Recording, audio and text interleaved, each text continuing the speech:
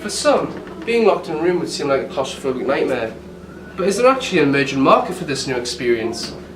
We all enjoyed Fort Boyard and the Crystal Maze as kids, but only now have we had the opportunity to have a go ourselves.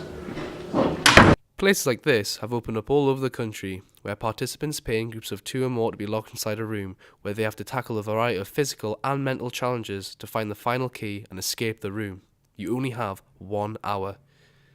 These rooms encourage problem solving, math skills, dealing with working under pressure, and heavily focuses on teamwork. Customers range from mates having a laugh to big supermarkets like Asda, who use these escape rooms for team building exercises. There is a vast variety of puzzles, varying from driving a remote control car through a complex maze to avoiding a hallway of lasers and shooting down targets. In a survey we carried out, we found that 63% of people we asked knew about these real escape games, and 91% of those people said that they'd give it a go. However, not a single one had participated in one. That being said, it has proven immensely popular on a crowdfunding site, Indiegogo, which has raised nearly £1 million for a specialist escape room to be built down in London. But what do the general public think about real escape games? Well, if you think of reality television, then I would imagine there'd be some people that would be interested in it, yeah. And everybody's always looking for something new, aren't they? Something different. Yeah. So yes, it probably would be. It'll appeal to some people. I feel like it can gain that popularity. I feel like a lot of people could be interested in it if it's more advertised out there. It's popular amongst like works team building exercises, and I don't think it'd be really suited towards like children's birthday parties and things like that, but definitely more for work, colleague and team building, yeah.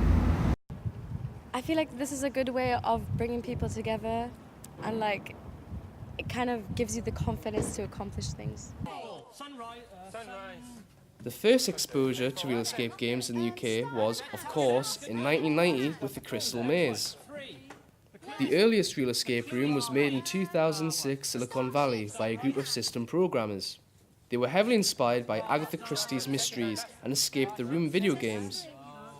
They designed the rooms for their own enjoyment and thought nothing of it, but surprisingly they became a huge tourist attraction. This spurred on the growth of the entertainment, and the first room appeared in Japan in 2008. This then moved on to Singapore in 2011 and went from 1 room to 50 in just 4 years. I headed over to Exit Newcastle to see what all the fuss was about. Alright. Hello there. Hi. What was the idea behind opening up a real escape game? Was there ever a demand for this experience?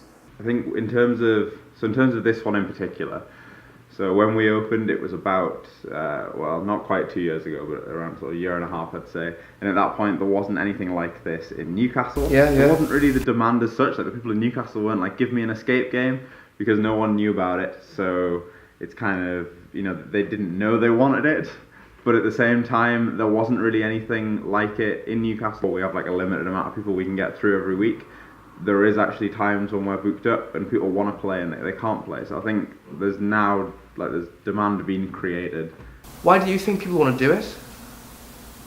So I really enjoy escape games. Like I like doing them. So from a personal point of view, I like playing them because they're so they're kind of shrouded in mystery a little bit. Like when you start one, you don't really know what you're doing. Like you're not sure what's going to be inside the game. You might know sort of what the theme is, but you don't really know much about it. You're not sure what to expect. And there's also kind of the challenge aspect. It's kind of, I think it's exciting to do something that you're not necessarily going to be able to complete. So obviously that adds a bit of pressure. What do you see for the future of real escape games? When we opened, there wasn't many at all. Now if you look, there's loads of escape games up and down the country, there's literally hundreds. There's more planned to be open, and no doubt, it might, over the next few years, it might double maybe the amount that we've currently got. So there's going to be a lot of escape games, and at the minute, it's a new and exciting thing. Yeah, I really enjoyed it. I enjoyed it a lot more than I thought I would, to be completely honest. I'd love to go back and do the other room that they have, and then with the other places in Newcastle that do it, I'd love to go and do those as well. I loved the math part of it. I know it's terrible, but I loved it. It's like they could make the instructions more clear. We would have gotten out of the room a lot earlier than we did. I like it was really cool, but like I don't know if how often they change it, but I hope it's like often because I'd like to do it again. But now I know all the answers, so I'm telling my friends about you should go and do it. But unfortunately, you have to do it without me. I think it was like quite small for what I was expecting. I thought it was going to be bigger. There are plans for many more real escape games to be made in the UK, so the numbers will only get bigger. This is Ben Butler, signing off.